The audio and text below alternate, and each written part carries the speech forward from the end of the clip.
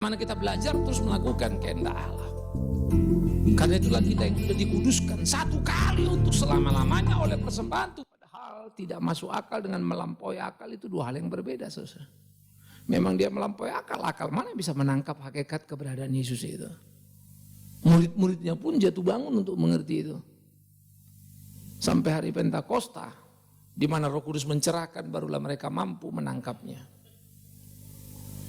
Sementara orang-orang Yahudi mau berharap tanda, mujizat, itulah Allah, itulah Kristus itu. Maka mereka coba mengenal Yesus dan memegangnya dengan mujizat-mujizat yang dilakukannya. Tetapi sayang, bagi orang Yahudi dikatakan ia menjadi batu sandungan, bagi orang Yunani dia dikatakan menjadi kebodohan. Karena orang Yunani tidak pernah mampu mengerti dengan akal budinya. Sementara orang Yahudi tersandung karena berharap tanda-tanda yang tidak pernah diberikannya. Dia hanya memberikan tanda Yunus, yaitu tanda kebangkitannya.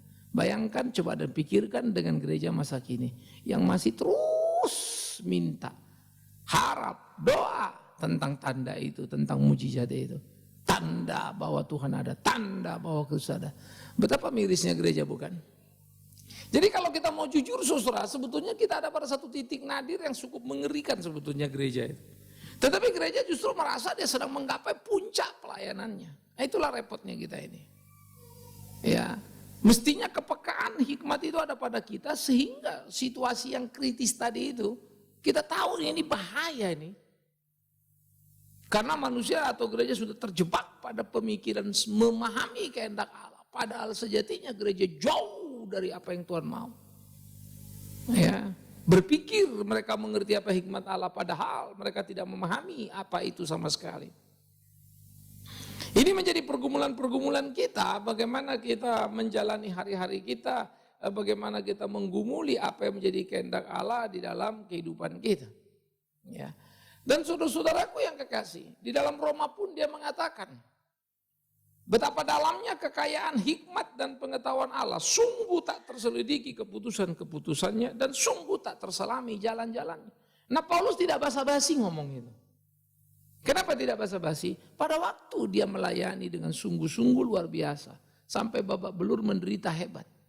Tapi apa yang diberikan Tuhan padanya? Justru mahkota duri, apa duri? Sehingga dia merasa sakit luar biasa dan berteriak, Tuhan cabutlah. Tapi Tuhan berkata, tidak Paulus, cukup kasih karuniaku bagimu. 3 kali dia memohon, 3 kali Tuhan menjawab hal yang sama. Lalu Paulus berkata, sekarang aku tahu di kelemahanku nyata kekuatanmu. Bagaimana bisa menerima itu? Itu enak diomongin, enak dikotbahkan, enak saja orang ngutip ayat itu. Tapi itu ke pergumulan kita jauh sekali, saudaraku. Kita nggak di situ. Paulus itu orang tahan banting. Berkali-kali aku dicambuk, itu di pasal 11 dari 2 Korintus. Lalu pasal 12 dia sudah dapat duri dan dia berteriak. Padahal pasal 11 baru dia cerita. Berapa kali dia didera, berapa kali dia disesa, dicambuk. Derap, dipukul pakai rotan, dicambuk 40 kurang 1. Berapa kali dia ngalamin itu? Kapalnya terpecah, seringkali terpaksa berpuasa. Di penjara mau dibunuh orang. Difitnah sudah gak kurang-kurang. Mencatat, dengar baca catatannya saja sudah berat sekali kita baca itu, membayangkan itu terjadi. Maka dalam sepanjang pelayanannya, hampir tiap tahun dia mengalami hal yang menakutkan dan mengerikan. Tetapi heran, ketika Tuhan menambahkan duri padanya, akhirnya dia bisa menerimanya. Siapalah yang mau mengerti kehendak Allah? Cuma satu yang bisa kita lakukan, menerima sepenuhnya, karena dia tidak mungkin salah. Nah, itulah peran iman. Dengan iman itulah kita bisa menerima ketetapan Allah. Dengan iman itulah kita bisa percaya Allah tidak salah. Tapi sejauh mana kita dalam menjalani hidup ini? Tidakkah penuh dengan kesedihan, kepedihan, kekecewaan, kemarahan? Ada banyak hal terjadi. Kadang-kadang menjengkelkan. Ya, kita bisa saja terjebak mengurus urusan yang bukan urusan. Tapi seringkali kita tidak bisa lari dari situasi itu. Oleh karena itu saudara-saudaraku, menjadi tidak mudah sebetulnya ketika kita mau berdiskusi tentang ini, karena memang hikmat Allah bukan soal berapa tinggi IQ kita. Ya, bukan itu. Bukan soal berapa tinggi sekolah kita, berapa hebat pengetahuan kita. No. Yang kita tahu pun seringkali hanya kulitnya saja. Seperti orang manusia yang dikatakan Tuhan itu, hei orang Israel, kau mayat berjalan ya kau. Tampaknya saja kau hidup tapi mati, sebetulnya kamu tengkorak. Gitu. Itulah pengetahuan tanpa takut akan Allah. Sehingga pengetahuan akan Allah menjadi objek daripada otak kita. Karena itu bisa kita pelajari. Lalu bisa kita khotbahkan, bisa kita sampaikan. Tapi tidak menjadi bagian dari hidup kita. Maka hidup kita tidak ada perubahan. Kita tidak punya kualitas dalam pergumulan keseharian kita. Sebetulnya sangat miris, saudara. Ya, padahal kita pasti akan menghadapi berbagai pergumulan dalam hidup kita, bukan? Pasang surut kehidupan tidak sederhana. Kita akan menghadapi badai teopan. Sebelum kita membaca apa, masih kita anak-anak pengen sekolah supaya cepat selesai dan kuliah. Sesudah kuliah kita pengen pacaran, sudah pacaran pengen menikah. Tapi semua yang kita inginkan pasti pernah kita sesali kan. Kayaknya lebih enak dulu dah. Sesudah kita menikah pengen punya anak, sesudah punya anak pengen punya cucu. Semua kita juga pengen, tapi semua pernah kita sesali kan. Betapa pusingnya punya anak, betapa keselnya punya cucu, dan betapa banyaknya persoalan yang tiba.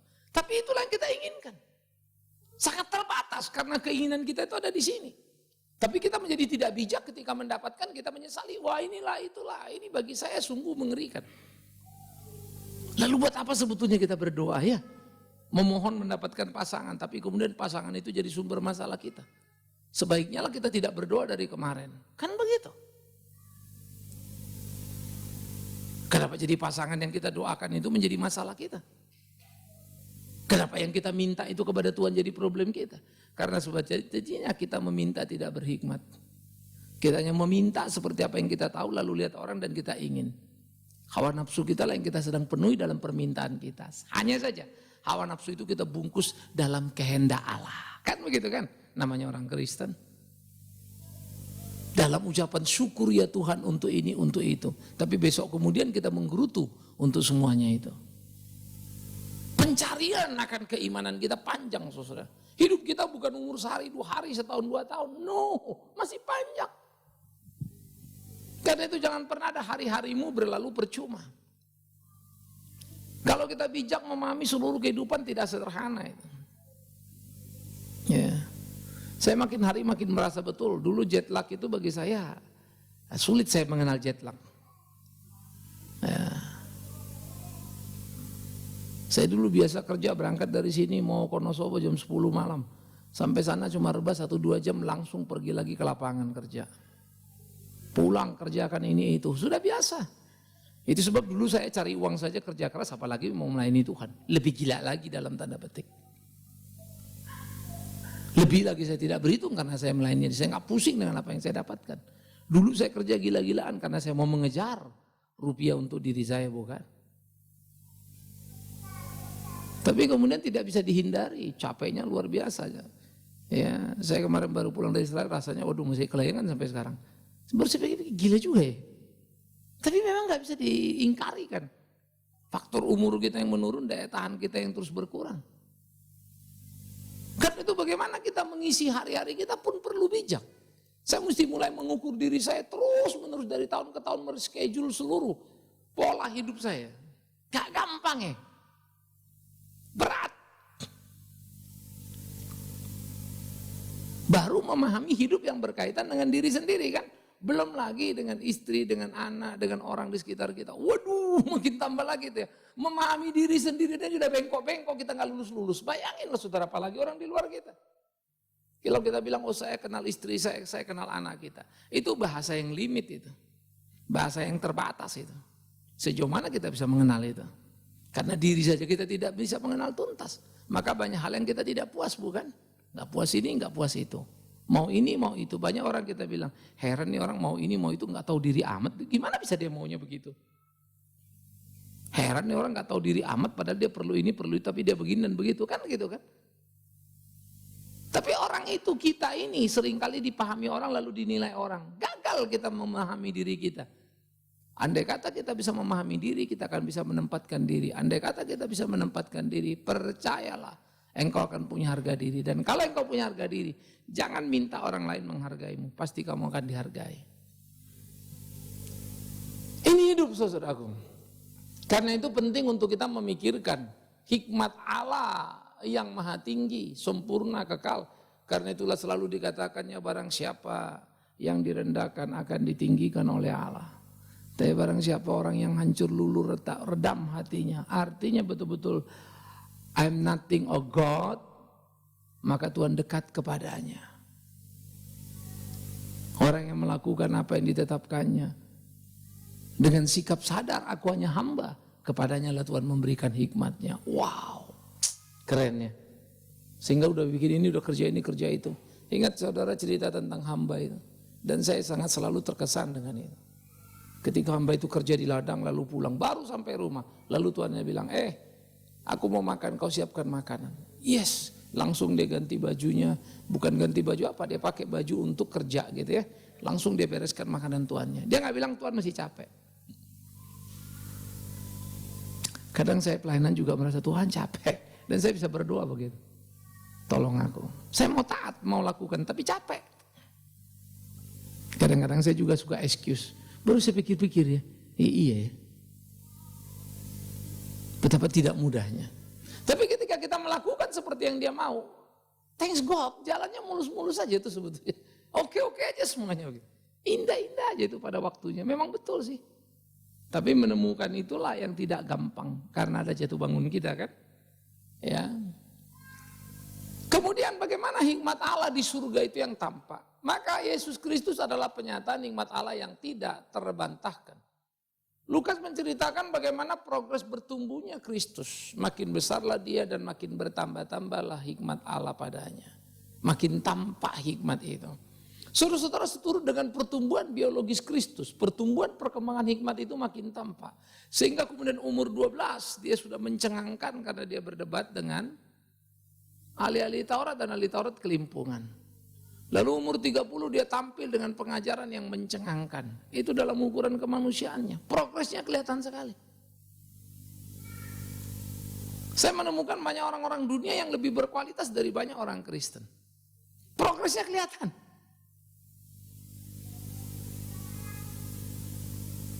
Saya kemarin lagi ngomong-ngomong, ternyata waktu kita pulang dari Israel, ada satu orang, saya nggak ngeh rupanya adik dia yang bikin kaskus gitu ya. Oh itu adik saya Pak. Oh dulu dia sekolah apa? Web design dan lain-lain. Oke, aturin ketemu. Iya Pak, saya juga mau minta tolong Bapak supaya bisa ngobrol sama dia. Karena dia sebetulnya nggak mau percaya Tuhan gitu. Good point. Ya, saya juga mau diskusi sama dia tentang web kita. Desain apa sih yang ide yang dia punya pikirin sampai dia bisa melejit dan sekarang sudah 2 juta membersnya. Ya. Gimana? Saya juga mau ngobrol kan gitu. Susrah. Artinya kalau saya ketemu dia anak yang masih muda tapi sudah melejit di atas sana. Ya, idenya sebetulnya bergerak dari sosial.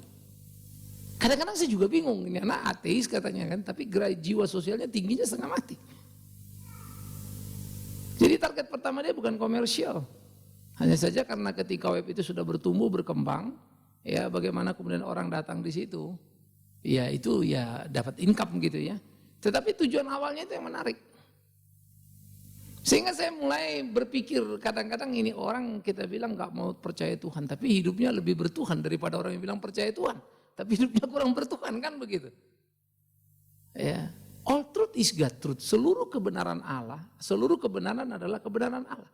Kebenaran itu ada di mana-mana. Maka celakalah orang Kristen kalau kebenaran Allah tidak tampak nyata pada hidupnya, karena dia akan tenggelam oleh dunia. Celakanya seperti kata pengkhotbah. Orang yang punya kebenaran Allah berpikir itu kebenarannya.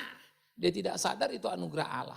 Tapi orang yang beragama justru memang meyakinkan dia betul adanya. Karena ada orang yang mengenal Allah tidak mempunyai kebenaran yang dipunyainya. Maka banggalah orang ateis.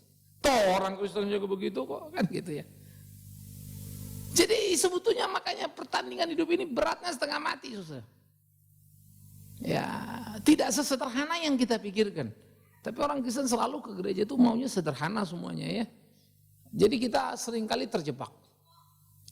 Segala pujian bagi dia dinaikkan karena dialah sumber daripada segala hikmat Kristus itu. Ya. Dan dia selalu berkata, aku tidak pernah mengatakan apapun dari diriku sendiri. Apa yang kukatakan itu dari Bapakku. Saya selalu mencatat kalimat itu menjadi kalimat menarik. Baru saya makin ngerti apa kata Alkitab ya, jangan tambah, jangan kurangi. Dan kita sering memakai kalimat itu tapi sangat sering menambah dan menguranginya. Miris juga ya, orang ucapkan tapi ditabrak gitu.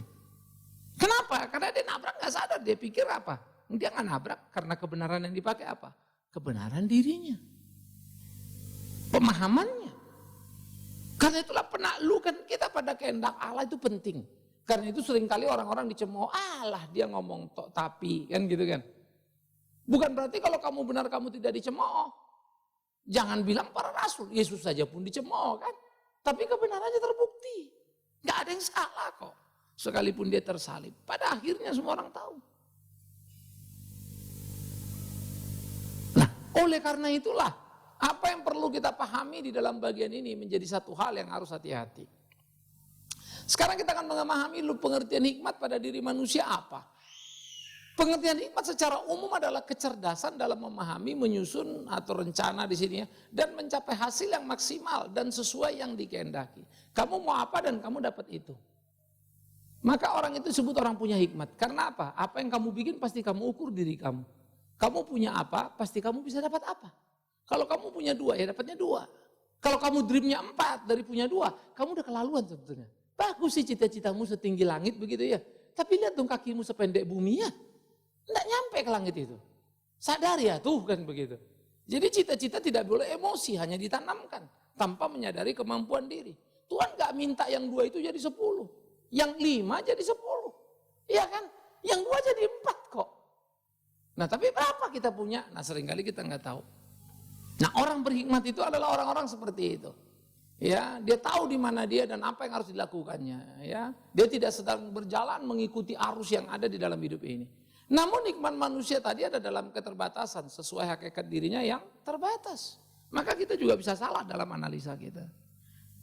Ya, nah perlulah kita berhati-hati. Nah, jadi saudara-saudara suka atau tidak dalam keterbatasan itu kita mesti mengasah terus. Seturut dengan perubahan konteks zaman. Kita harus mampu membedah tiap zaman. Yang namanya gereja itu di mana panggilannya itu bukan cuma di sini. Kalau di sini mah enak, kita berpikir ngomong satu arah semuanya. Coba kita keluar sono. Wah, sudah berdebat panjang kita di sana. Ya. Di luar sanalah pertandingan, di luar sanalah pertarungan.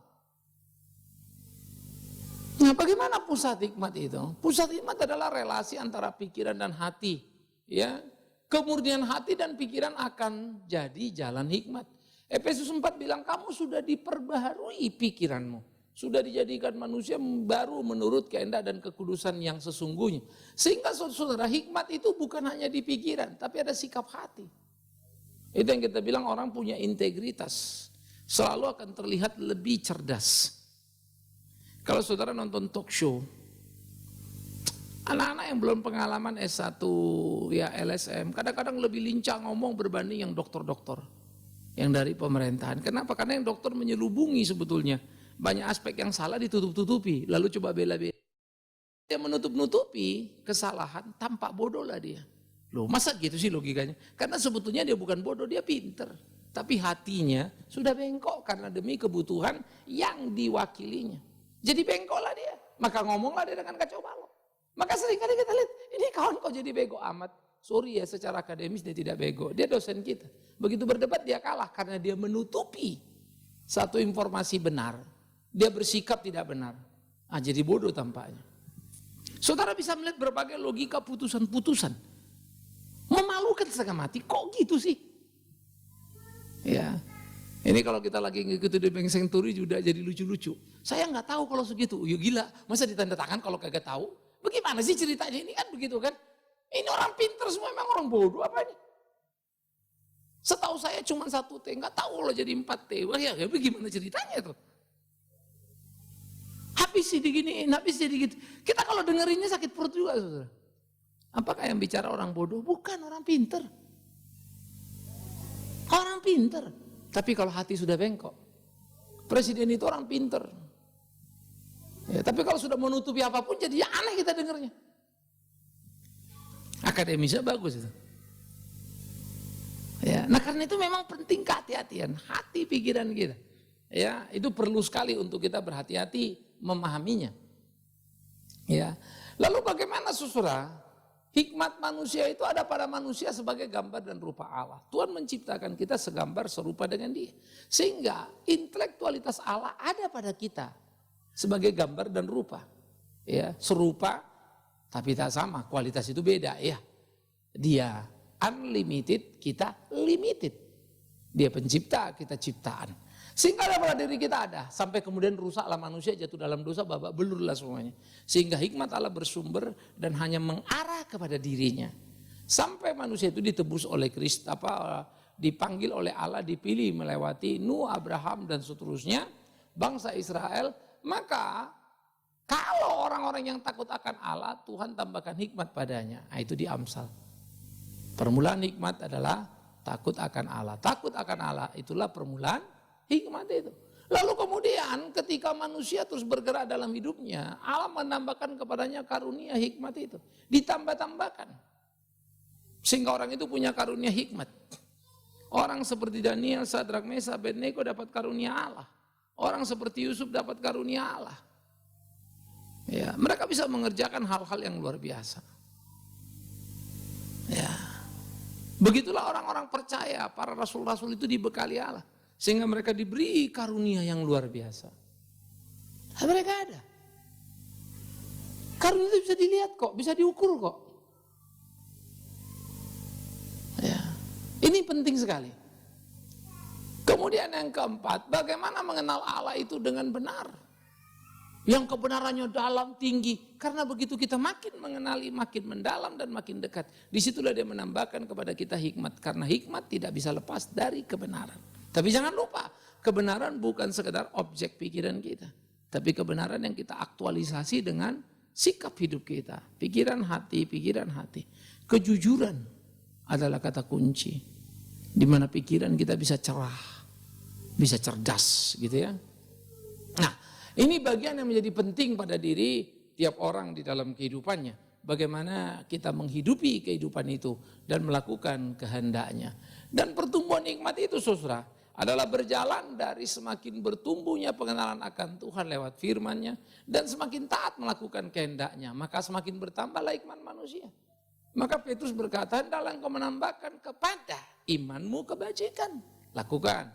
Tambahkanlah kepada kebajikanmu. Ya. Pengetahuan akan Allah, tambahkanlah kepada pengetahuanmu ketekunan dan seterusnya. Ya, kesalehan, kasih akan saudara-saudara dan kasih pada semua orang. Wow, 7 anak tangganya itu stepnya keren setengah mati itu.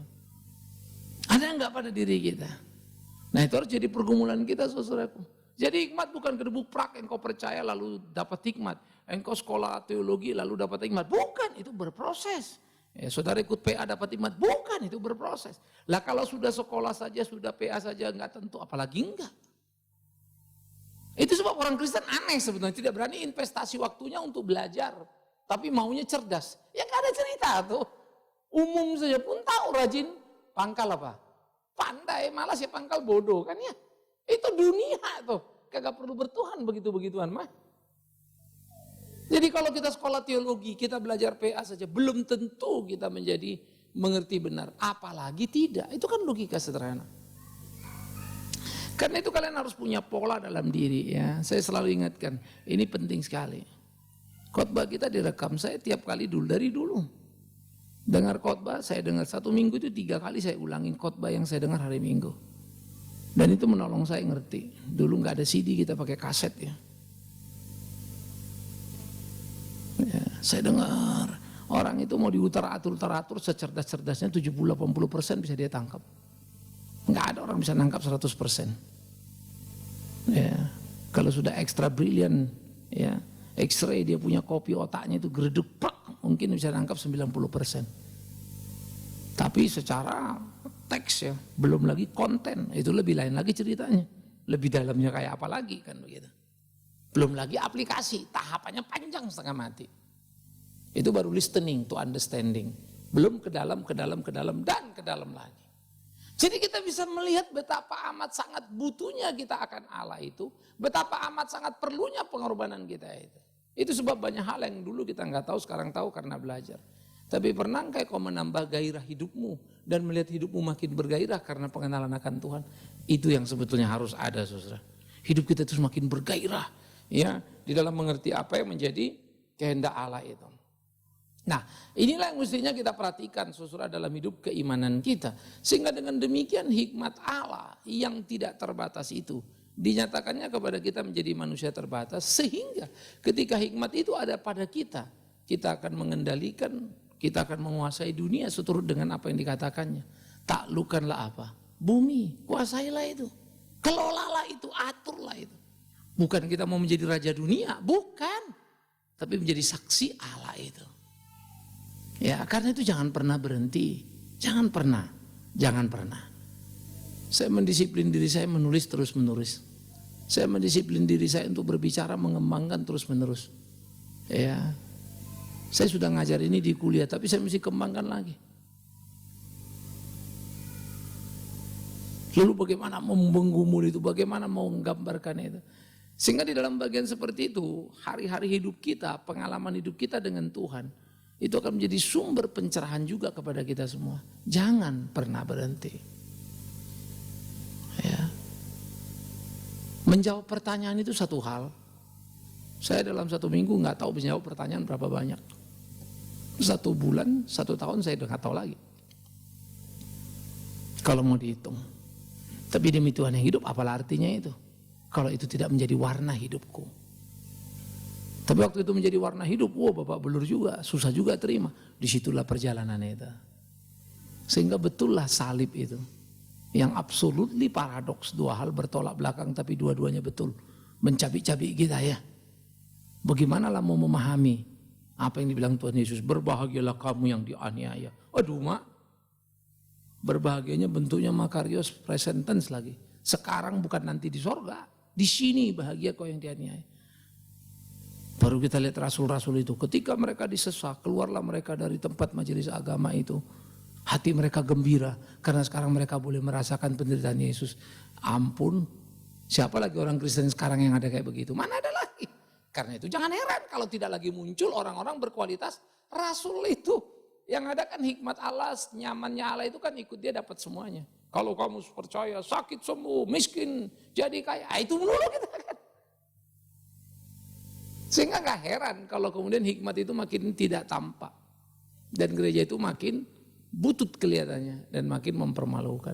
Satu-satu mulai gedebur, kita gak usah kaget sebetulnya. Saya di media itu karena di media, sebetulnya stres juga kadang-kadang berpikir mending gak tahu gitu ya. Busuknya luar biasa sampai ke dalam. Mengerikan saudara. Tapi saya hanya bisa ngelihat jemaat itu pun kacaunya udah luar biasa. Gelap mata semuanya. Betul lah kata Alkitab, banyak dipanggil, sedikit yang dipilih. Banyak yang ke gereja, sedikit yang ke surga. Yuk belajar. Dengan hikmat Allah itu kita punya rasa takut akan dia yang terus bertumbuh. Sehingga dengan demikian kita makin ditolongnya, dituntutnya, dipimpinnya. Oke, saya stop sampai di sini supaya ada waktu kita untuk berdiskusi. Begitu ya. Baik, siapa yang mau bertanya silakan saudara yang kasih.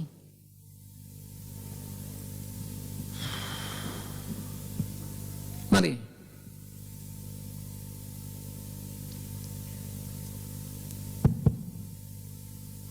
Silakan angkat tangan kalau mau berdiskusi, sebentar lagi baru kita angkat kaki ya. Jangan buru-buru angkat kaki dulu. Ya paling belakang. Saudara jangan bertanya pun jangan segan-segan ya, khususnya yang muda-muda ya, supaya banyak lebih ngerti ya.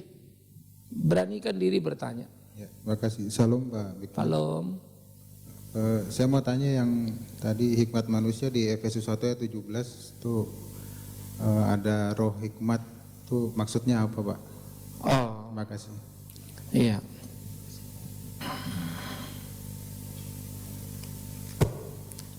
Pengertian kalau kita lihat di saudara di Efesus 1 ayat 17 itu, apa istilah yang dimaksud dengan roh hikmat kan begitu ya? Maka dia akan memberikan kepadamu roh hikmat. Perhatikan rohnya berupa apa? Roh Kudus ya.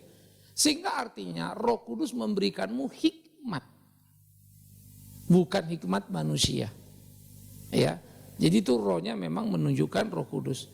Sehingga dia akan memberikan pula hikmat. Nah, di dalam Yohanes Aku akan kembali kepada Bapa, kata Tuhan Yesus, ingat kan? Dan akan datang seorang penolong bagimu. Dia akan apa? Siapa yang ingat? Mengingatkanmu, mengajarkanmu tentang semua yang telah ku katakan. Dia merimain kita, dia mengajar kita, dialah sumber hikmat kita. Memohonlah kepadanya. Maka dia bilang, Tuhan, aku berdoa, ya Roh Kudus berikan aku hikmat supaya mengerti apa yang menjadi kehendak-Mu. Kan begitu. Ya. Nah, jadi itu lebih menunjuk bagaimana korelasi kita dengan Tuhan di dalam pimpinan Roh untuk kita mengerti. Jelas ya? Kenapa? Jadi Pak, yang ada dulu itu iman atau hikmat Pak dari Allah? Oh, iman lebih dulu. Iman adalah benih pengenalan kita akan Tuhan, dan iman itu akan bertumbuh. Maka dikatakan iman adalah bukti dari segala sesuatu yang tidak kita lihat Ibrani 11 ayat 1 sampai 3 kan. Dengan iman kita mengerti bahwa dunia diciptakan Allah dari tidak ada jadi ada. Mengerti itu apa? Pikiran. Mengerti itu apa? Hikmat. Sehingga kita punya hikmat untuk memahami bahwa dunia terjadi. Bisa ngerti ya? Nah, itu hikmat Allah. Hikmat dunia bilang apa? Evolusi. Itu aja ada clear sekali sebetulnya ya. Ibrani 11 ayat 1 bilang kita tahu bumi ini dijadikan dari tidak ada jadi ada oleh Allah kan. Itulah hikmat Allah. Tapi manusia menemukan hikmatnya dan menjelajah without God, tanpa Allah itu. Dan mereka berkata apa? Tentang dunia. Evolusi. Ayo kita berkelahi yuk. Nah ini pertandingan sengit nih. Betul gak yang dikatakan oleh Alkitab ini hikmat Allah ini kan begitu kan? Karena hikmat dunia bilang beda loh. Karena dunia dalam hikmatnya pun mengukur, melihat seluruh gejala bumi.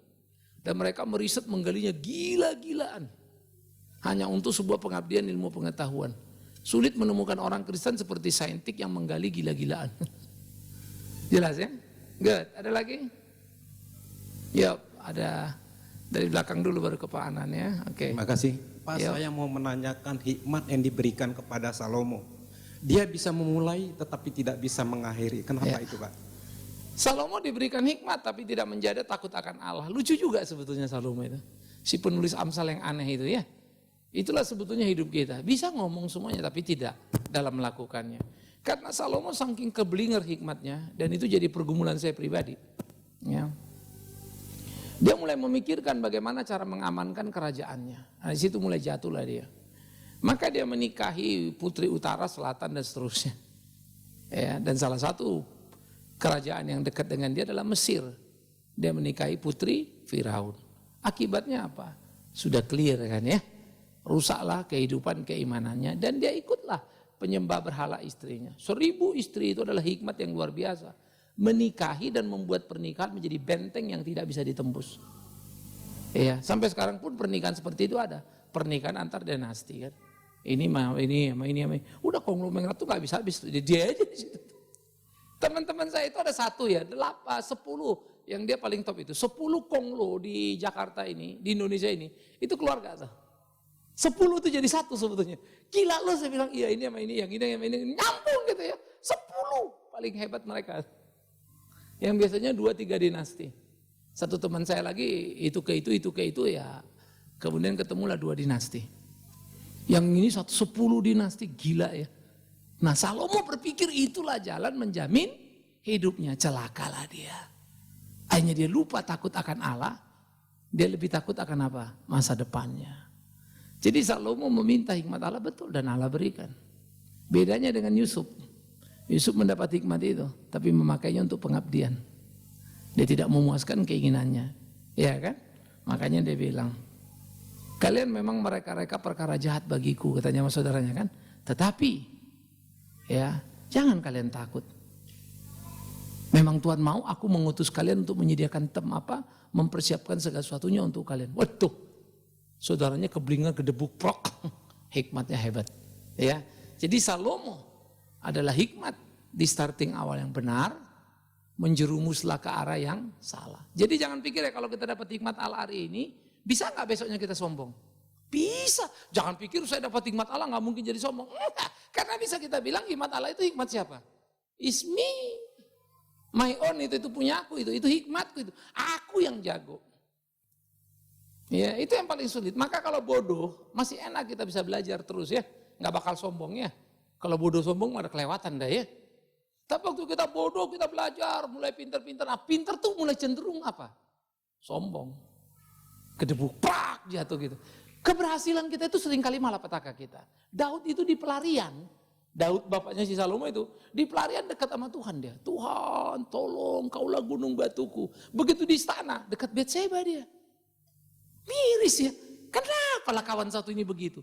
Apa mendingan dia nggak nyampe istana aja ya? Di istana dia membuat kesalahan banyak sekali. Di pelarian dia membuat dan mengukir kebenaran dalam ketaatan akan Tuhan. Itu kalau kita baca sejarah semua, kaget-kaget loh kita. Kaget. Kok gitu ya? Salomo pun jatuh di puncak kejayaan. Bukan di starting awalnya. Jadi makin puncak, makin mau pengen. Wah, makanya harus ada apa? Penguasaan apa? Tambahkan pengetahuan penguasaan diri. Wih, keren. Supaya makin tahu kau jangan makin lupa dirimu. Karena bisa satu waktu kita lari dari Tuhan. Jadi nggak take it for granted begitu ya, gedebuk prok. Oke, berikut. Jelas ya Pak ya? Yuk silakan ke depan. Dari Martin ke Untuk Pak. roh hikmat yang tadi, apakah hanya untuk umat pilihan atau sifatnya berupa anugerah yang bersifat umum, Pak? Hikmat adalah anugerah apa? Hikmat itu common grace, semua orang dapat. Kalau kamu orang tidak Kristen, mau belajar, orangnya rendah hati, kita temukan kan, orangnya jadi orang bijaksana. Ada orang-orang berhikmat di Mesir, di tiap kerajaan punya, dan mereka diangkat. Tapi hikmat Allah melampaui hikmat itu. Itu makanya totally quality different-nya itu di situ. Maka waktu orang-orang itu berhikmat berpikir gini, berpikir gitu, hikmat Mesir itu dibodohkan oleh Allah. Lalu mereka bikin tongkat si Musa pun jadi ular, ditelannya juga itu. Itu mau mengajarkan kepada kita yang dari Tuhan adalah hal yang luar biasa dan tidak terbantah dunia. Nah kalau betul kita dari Tuhan, ya Tuhan akan tolong kita terus bisa membantah hikmat dunia. Yang sering dan memalukan adalah kita orang Kristen tapi kalah dengan hikmat dunia. Karena sebetulnya hikmat kita juga sama. Hikmat dunia cuma dia lebih jago dari kita, itu aja. Cuma kita tempel dengan nama apa? Tuhan. Takut akan Allah nggak ada pada kita sebetulnya. Nah itu bedanya. Maka seringkali kita jadi terjebak debat kusir kan. Kalau sama orang berdebat jadi debat kusir. Jadi kayak mau kelahi kita jadinya. Loh ini apa-apaan? Ya, nah itu pentingnya kehati-hatian. Maka penguasaan diri di dalam konteks itu pun tidak bisa dilepaskan. Karena hikmat itu pikiran dan hati, ini dua arah nih. Ya, jadi ini penting. Pakailah ilmu padi kata pepatah dunia. Semakin berisi semakin apa? Menunduk. Orang-orang cerdas di dunia ini banyak yang begitu. Jadi mereka terus nggak pernah berhenti belajar. Orang Kristen lucunya, Tuhan adalah raja atas dunia. Lalu jadi kurang ajar, jadi nggak mau belajar lagi dia. Tuhan sumber hikmat, nanti berdoa bisa. Hanya nggak ada persiapannya lagi, nggak mau lagi baca ini baca itu. Lalu rasanya semua orang bodoh, cuma dia yang pinter. Waktu kita berdiri kalian selalu hati-hati, khususnya yang berkhotbah di atas mimbar. Jangan kamu anggap orang sana orang bodoh semua, karena kamu akan ditertawakan banyak orang. Jangan pernah bilang kalian tidak tahu ya, kalian bodoh kalian. Hati-hati loh. Kau akan dipermalukan banyak orang, karena yang duduk di sana, kamu tidak tahu satu persatu siapa itu. Ya, saya menemukan ada banyak orang jauh lebih bagus dari pendetanya dalam logika Alkitab. Cuma ngomong kalah sama pendetanya, kalah fasilida maksudnya. Tapi kalau soal logika tajam. Saya nemukan orang bilang, Pak, gini kan bisa gini. Betul, kenapa? Masa pendeta saya bilang gini. Terus menurut you gimana? Saya lihat logika dia analisa bagus. Tapi memang saya bayangkan kalau orang ini ngomong pasti ngantuk semuanya.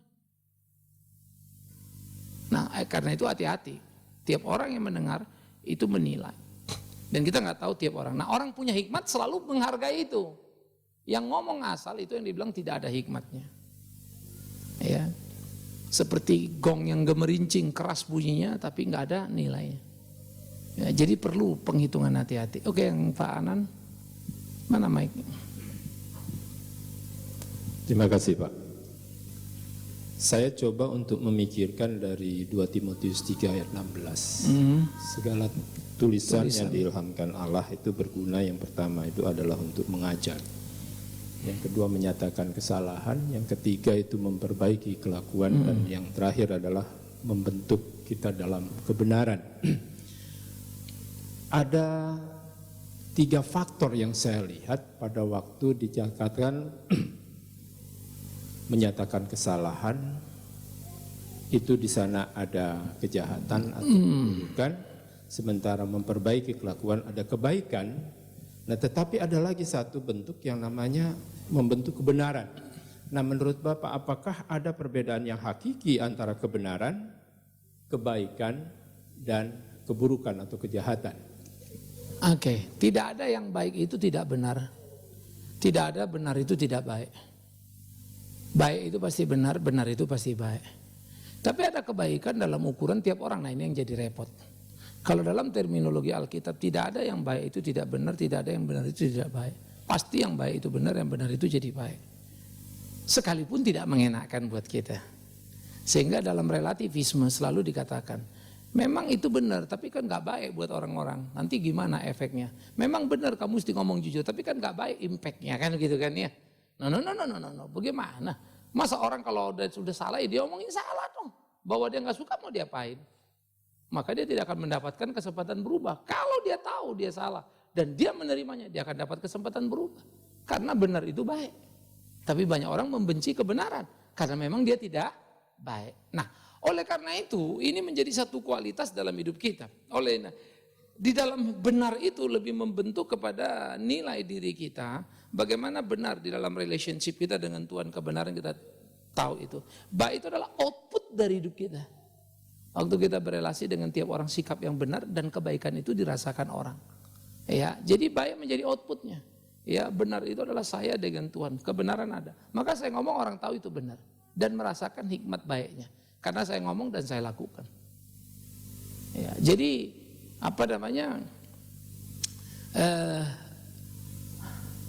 Yohanes ketika perempuan Samaria ketemu Yesus, Yesus kan bilang, akan tiba saatnya orang menyembah di mana? Dalam roh dan kebenaran. Roh karena Allah itu roh, benar karena Allah itu kebenaran. Dan Yesus berkata, akulah jalan dan kebenaran dan kehidupan. Nah, kebenaran itu sudah nyata pada di dunia dan ada pada diri kita. Maka orang yang benar pasti hidupnya baik apa enggak? Pasti dia akan baik. Sehingga perilaku kita diperbaiki terus menerus dengan apa? Kebenaran tadi. Sehingga misalnya kemarin saya menjadi orang yang mencuri, salah kan ya? Waktu saya tahu benar saya tidak lagi mencuri, kelakuan saya sudah diperbaiki. Saya jadi orang baik sekarang gak curi lagi. Kenapa? Karena kebenaran itu. Maka benar output selalu baik. Jadi outputnya pasti. Saudara gak bisa bilang, oh saya benar, saya tahu. Oke, pengetahuanmu boleh benar. Tapi tindakanmu menunjukkan hal yang tidak baik. Something wrong. Karena apa? Pengetahuan itu just a knowledge. Tapi tidak menghidupi kamu. Kamu tidak hidup dalam kebenaran itu.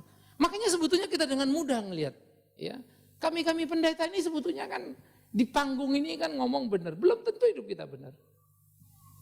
Maka saya paling takut dan saya selalu akan pakai kalimat ini. Saya selalu akan berani bertanding untuk bicara dan khotbah saya pertanggungjawabkan benar. Tapi hidup nanti dulu. Banyak bengkok-bengkoknya juga. Boleh saya tambah sedikit Pak? Kenapa saya renungkan itu? Karena begini, kita tahu bahwa perbuatan baik itu tidak bisa menyelamatkan. Jadi hanya kebenaran itu yang bisa menyelamatkan. Ya, kebenaran adanya dalam Yesus itu sendiri sebagai akulah jalan kebenaran dan hidup. Jadi menurut saya mungkin ada perbedaan yang amat sangat prinsipil antara kebenaran dan benar dan baik itu. Lain. Karena konteks yang kita lagi pakai itu namanya amal ibadah. Waktu orang berbuat baik berdasarkan amal ibadah untuk cari selamat nggak pernah dapat. Keselamatan itu anugerah. Juga bukan karena benar. Kita tidak pernah benar sehingga diselamatkan. Sama dengan kita tidak pernah baik sehingga diselamatkan. Kita dibenarkan oleh Tuhan sehingga jadi benar. Selamatlah kita. Tapi kalau betul kita dibenarkan pasti kelihatan apa? Perbuatan baiknya. Hati-hati ya. Kita tidak pernah karena benar diselamatkan. Karena kita ditebus oleh Kristus, kita dibenarkan. Sehingga kita jadi benar. Bukan karena benar kita diselamatkan. Hati-hati ya. Karena dibenarkan. Makanya dalam Roma 3 dikatakan, tidak satu orang pun yang baik, tidak satu orang pun yang benar, tidak ada satu orang pun yang berakal budi. Tidak ada yang mencari Allah. Satu pun gak ada yang benar kok. Itu betul. Nah, terminologi yang tadi itu, kebaikan tidak menyelamatkan, maka saya akan jawab juga kebenaran pun tidak menyelamatkan. Karena kebaikan itu kebaikan manusiawi kan ya. Buat ini, buat itu. Benar pun benar manusiawi kan. Saya kan nggak nyakitin orang, saya kan nggak ini. Yang penting kan saya sudah nggak ini, nggak itu. Saya selamat dong. Ingat nggak? Si orang kaya yang datang pada Tuhan Yesus. Guru, apa yang kulakukan supaya aku dapat hidup yang kekal? Lakukanlah apa yang dikatakan Alkitab, jangan mencuri, jangan membunuh. Dia bilang udah kan? Bagus. Lalu Yesus bilang apa? Jualah seluruh hartamu, ikutlah aku. Maka sedihlah hatinya karena terlalu banyak hartanya. Sehingga dia tidak jadi ikut. Padahal kalau betul dia tidak mau membunuh, tidak berzina, tidak mencuri, tidak menginginkan sesama. Kesimpulan hukum itu kan satu kan ya. Kasihlah sesamamu manusia seperti dirimu sendiri. Disuruh jual hartanya dia nggak mau. Berarti dia nggak mau hidup kekal sebetulnya. Memang dia nggak benar. Tapi benar menurut keagamaan. Dia kan nggak nyolong, dia nggak ini, benar dong. Menurut ukuran keagamaan. Nah, di sini yang kita memang harus hati-hati. Sehingga kebaikan yaitu berbuat baik, kebenaran yaitu memenuhi tuntutan agama. Itu aja sebetulnya bedanya, itu tidak akan pernah membawa orang selamat. Kita ditebus Kristus, dibenarkan sehingga kita jadi benar. Jadi keselamatan adalah anugerah. Nah, ketika kita jadi benar, dengan Alkitab terus menerus kita makin mengerti kebenaran, pasti terus menerus terjadi perubahan perilaku. Kebaikan itu akan tampak makin hari makin nyata. Tiap orang akan bertambah baik. Maka kalau kita nggak tambah baik, selalu yang saya bilang, kita mesti berani mengukur diri kita. Kalau kita nggak tambah benar, kita mesti berani mengukur diri kita. Kalau kita nggak bisa bergaul dengan semua orang, lalu kemudian kita ada masalah terus misalnya ya, lalu kita mungkin orang itu salah, tetapi perlu juga kita belajar untuk kita ngelihat. Itu paling tidak untuk diri kita. Sehingga dengan demikian bodoh amat orang itu mau berubah apa enggak. Tapi kitanya, ya tidak selalu dunia ini menyenangkan, seringkali menjengkelkan. Ya, tetapi ketika kita belajar untuk melakoni, maka kita akan belajar untuk mengerjakan. Ya, good, oke. Kenapa Andika? Andika nanya, ini terakhir di Andika ya. Kalau Andika nanya Om ekstra. Ya, yuk kasih ke belakang Netsen. Sebetulnya udah close, tapi karena Andika kita harus kasih waktu. Daripada dia main keyboard lagi nanti takut Om. Yuk. Om mau nanya dong. Ada 3 pertanyaan. Yang pertama, sejauh mana kita bisa membedakan hikmat dunia dan hikmat Tuhan? Yang kedua, bagaimana kita mengaplikasikan hikmat Tuhan dalam kehidupan dan pergaulan kita yang belum tentu semua orang mau mendengar, apalagi nerima.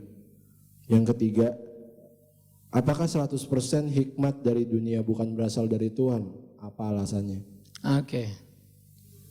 Pertama, semua hikmat itu hikmat Allah. Tidak ada hikmat yang tidak dari Allah. Tetapi manusia tidak mau mengakui hikmat itu, bahwa itu adalah hikmat Allah. Ya, itu di pengkhotbah sebetulnya digambarkan dengan cara yang sangat unik sekali. Ya. Misalnya di pengkhotbah 3 ya, ayat 9 dan 10 dikatakan begini. Yang 12 saja ya.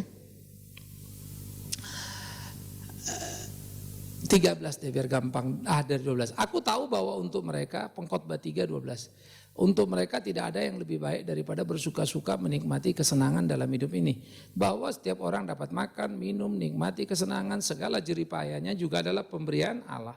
Aku tahu segala sesuatu dilakukan Allah, akan tetap ada untuk selamanya, tidak dapat ditambah, tidak dapat dikurangi, supaya manusia berbuat demikian. Pertanyaannya, siapa yang bisa menyelaminya? Ayat 11. Tetapi manusia tidak dapat menyelami pekerjaan yang dilakukan Allah dari awal sampai akhir. Allah memberi hikmat, manusia merasa dia yang berhikmat. Manusia dapat napas, hidup sehat, dia rasa dia olahraga. Dia nggak rasa itu anugerah Allah. Bisa ngerti ya? Padahal faktanya ada orang olahraga, sehat, seger, mati ya. Ada kan? Nggak selalu orang sakit yang duluan mati dari orang sehat. Nah, tetapi orang nggak mau tahu. Pokoknya salah, matinya gini-gini. Betul, mati dia kurang sehat. Betul, dia mati karena sakit. Betul, dia mati karena ini, karena itu. Tapi jangan lupa, hidup itu pun anugerah Allah yang diberikan. Jangan lupa ke atas. Ya, kita mau hidup sehat, olahraga pun belum tentu umur kita panjang. Iya kan? Tetapi siapa yang mau ngerti itu? Nah maka semua hikmat dari mana? Dari atas. Maka all truth is God truth. Seluruh kebenaran Allah. Hikmat yang benar akan membuat orang begini. Kamu, kalau ini pepatah Cina ada ya. Di atas langit masih ada apa? Langit itu di dunia silat itu kan keren ya. Bagi saya itu keren itu kalimat. Di atas langit masih ada langit. Jangan sombong. Nangkap ya. Di atas langit masih ada langit. Jangan sombong. Kalau kita mendengar berbagai falsafah-falsafah dalam silat itu, wah hebat itu. Ya, jadi hidup kita mesti mengalir seperti air melewati semuanya. Dipakai oleh bahasa Kristen, itu bahasa silat. Mengalir itu kan. Nah, tetapi kemudian kita mesti menerjemahkan itu dalam bahasa yang pas. Jadi semua dari Allah. Baru yang kedua. Apa bedanya hikmat Allah, hikmat manusia tadi kan? Kalau hikmat yang dari Allah kepada kita, selalu orientasi kita adalah untuk apa? Memuliakan Tuhan. Hikmat yang pada manusia selalu apa? Membesarkan dirinya. Nah, itu perbedaannya. Bisa ngerti? Ya. Baru yang ketiga, apa tadi yang ketiga? Apakah 100% hikmat dunia bukan berasal dari Tuhan? Oh, tadi kan saya bilang, semua hikmat datang dari Tuhan. Ya, cuma manusia self to myself, kalau orang yang takut Tuhan untuk kemuliaan Tuhan. Semua datang dari Tuhan, tidak ada yang tidak dari Tuhan. Tapi siapa yang bisa ngerti itu? Kalau kita ngomong pasti mereka nggak mau dengar itu. Nah bagaimana kalau kita bicara dengan orang, lalu orang tidak ngerti kan? Nggak mau terima, nggak ada masalah. Karena sebetulnya hikmat itu bukan perdebatan yang mesti diterima atau ditolak. Ya, hikmat adalah anugerah untuk menolong kita. Nah jadi di dalam bagian seperti ini, jangan pernah segan mengatakan kebenaran. Kebenaran yang kita katakan mungkin ditolak orang, tapi mereka juga pun mengakui itu. Hanya tidak bisa menerima itu. Itu resiko. Ya, jadi kita mesti berani dan jangan berhenti. Jangan bilang percuma dia ngomong juga didengerin. Enggak, ngomong terus. Karena itu sebetulnya investasi yang kita tabung. Waktunya nanti Tuhan yang atur ya. Oke, kita berdoa. Terima kasih Tuhan untuk apa yang boleh kami renungkan dari firman-Mu untuk diskusi kami. Terus beri kami pencerahan makin bertambah, bertumbuh dalam hikmat-Mu, hidup di dalam-Mu untuk puji hormat bagi nama-Mu. Demi Yesus Kristus.